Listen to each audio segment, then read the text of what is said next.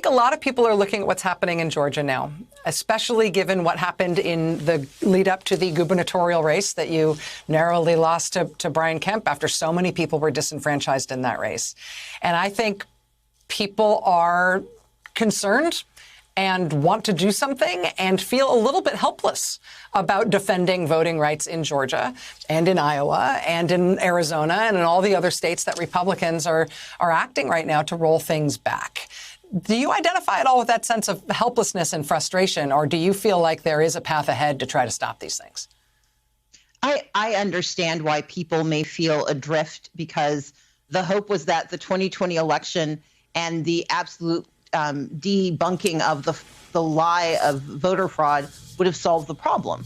But unfortunately, what we're seeing instead is the aftermath of January 6th, where an insurrection that sought to overturn an election by removing voters and by removing those who would allow those voters to be heard, when that failed, the action moved into state capitals.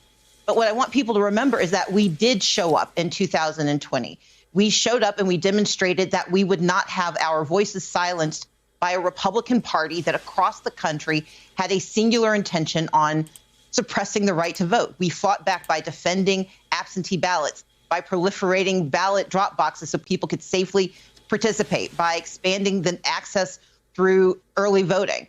And what we have to remember is that we've done it before, that time and again, when voter suppression has taken hold of our nation, we have found ways to fight back, most recently through the Voting Rights Act of 1965. And so, yes, I understand the sense that we are alone, but that's one of the intentions of voter suppression. It's designed to make it feel like an individual's responsibility to fix an entire system.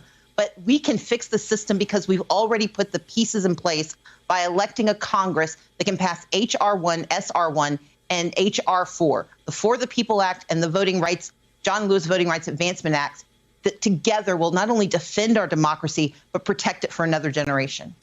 Thank you. Thank you. Thank you. Thank you very much. Thank all of you out there. Thank you as always. Thanks to you at home. Thanks for watching. Thank you so much for letting us into your homes during these extraordinary times.